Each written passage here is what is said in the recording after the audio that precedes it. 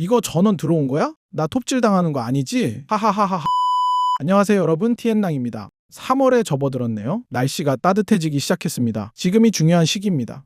우리 1구역부터 4구역을 제외하고는 담요를 덮어두고 있을 테니까요. 우리가 강조해야 할 곳은 바로 5구역입니다. 3월 말쯤 되었을 때 5구역은 날씨를 주의 깊게 살펴봐야 합니다. 최저 기온이 올라가서 0도 이상이 되는지 확인하고 덮어둔 것들을 걷어내셔도 됩니다. 그런 다음 적당히 가지치기를 해주고 끝내지 못했던 겨울 전정을 진행합니다. 그럼 4구역에서 1구역은요. 4월에 접어들고 명절이 지난 후 온도가 올라가기만 하면 그때 걷어내시면 됩니다. 아니면 지하실에서 꺼내오시면 되고요.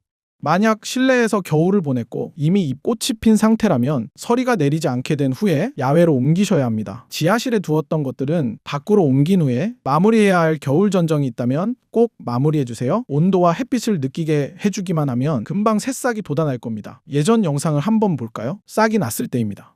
이만큼 자랐을 때 첫 번째 비료가 중요하다는 걸 기억하세요. 비료를 줄 때는 꼭 한 번에 듬뿍 주셔야 합니다. 비료 한 바가지를 타서 부어넣고는 그냥 다 흘려보내버리면 안 됩니다. 한 바가지의 비료가 모두 흡수되도록 해야 합니다.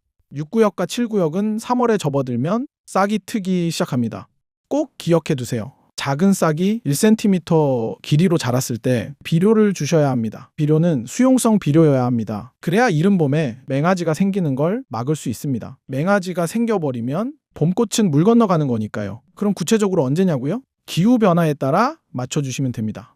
그럼 우리 8구역과 9구역 같은 두 곳은요. 이 단계가 2월에 이미 끝났습니다. 3월에 접어들면 바로 왕성한 생장기가 됩니다. 3월 말쯤 되면 꽃봉오리가 나올 겁니다. 주의해야 할 것도 역시 비료 주기입니다. 비료를 주는 빈도를 늘려야 합니다. 기본적으로 물을 줄 때마다 수용성 비료를 주시는 걸 권장합니다. 수용성 비료의 희석 비율은 1대1000입니다. 비료를 끊으시면 안 됩니다. 비가 온 후에는 비료를 보충해 주시고 모종이 마르게 두어서는 안 됩니다. 모종이 마르면 잎이 시들어버리고 꽃도 망가지게 됩니다. 3월에 접어들면 10구역과 11구역은 꽃 구경을 할 수 있습니다.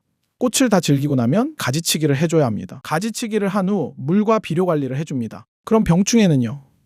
우리는 3월의 4구역, 5구역의 경우 3월 말이 되었을 때 온도가 올라가고 덮개를 열고 겨울 전정을 끝냈다면 잊지 말고 정원 방제를 한번 해주세요. 정원 방제를 하는 주된 이유는 대부분의 진균성 병해와 벌레 알들을 처리하기 위해서입니다. 그리고 중요한 건 6, 7구역에서는 작은 잎이 2장 정도 펴졌을 때 처리해야 할 것은 진딧물입니다. 약을 쓰면 바로 해결됩니다. 이미다클로프리드면 충분합니다. 그리고 진딧물 약을 칠 때 또 하나 추가할 수 있는데 흰가루병 약입니다. 우리는 북방에 있어서 건조한 편이라 초봄에 흰가루병이 아주 심합니다. 흰가루병 약은 엄청 많죠. 디페노코나졸이나 테부코나졸 이런 것들을 쳐주면 됩니다. 가장 중요한 곳은 역시 8, 9구역 이 두 지역입니다. 3월에 중점적으로 어떤 약을 쳐야 할까요? 3월은 빠른 생장과 꽃봉오리가 나오는 시기입니다. 벌레들이 나올 텐데 이 약을 추천합니다. 이미다클로프리드 티아메톡삼입니다. 이달에는 반드시 주의해서 약을 쳐야 합니다. 꽃봉오리가 보일 무렵이면 약을 쳐야 합니다. 꽃봉오리가 땅콩 알만한 크기가 되었을 때 그때 치면 늦습니다. 피해를 입은 상태거든요. 벌처럼 생긴 작은 녀석이 있는데 이 녀석이 새로 자라난 가지의 한 부분에 알을 낳습니다. 그럼 알을 낳은 위치 위쪽으로 고개가 숙여져 버립니다. 심해지면 봄꽃은 망치는 겁니다. 3월 말쯤 꽃봉오리가 나올 때 응애 방제도 해줘야 합니다. 왜냐하면 최근 응애 발생 시기가 앞당겨지고 있거든요. 초봄 아주 일찍 꽃봉오리가 막 나왔을 때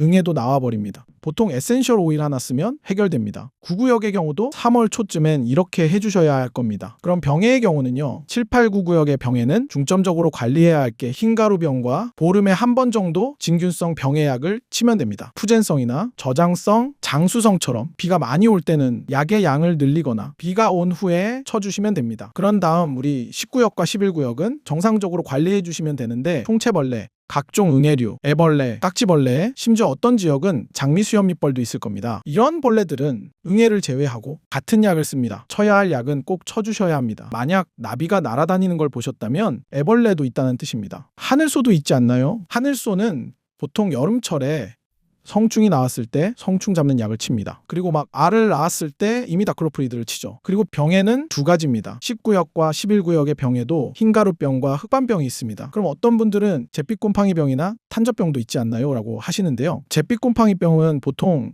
가정에서 꽃을 키울 때는 약을 쳐도 전혀 소용이 없습니다. 약을 치고 나면 또다시 재발하거든요. 또 녹균병이 있는데요. 화분들을 다닥다닥 붙여서 빽빽하게 키우지 않는 이상 기본적으로 신경 쓰실 필요가 없습니다. 이 두 가지 병은 가정에서는 기본적으로 무시해도 되는 병입니다. 중요하게 한 가지 말씀드리자면 바로 10구역과 11구역인데요. 꽃이 진 후 가지치기 할 때 수영을 잡으려는 목적을 둬도 좋습니다. 겨울 전정 때 제대로 자르지 못했던 부분들을 자르면 자라는 속도가 빠를 것입니다. 대부분의 지역에서 3월은 봄이 되살아나고 봄꽃을 피우기 위해 가장 중요한 달입니다. 여러분의 장미에게 필요한 것은 기초를 잘 다져서 만개를 위한 준비를 하는 것입니다.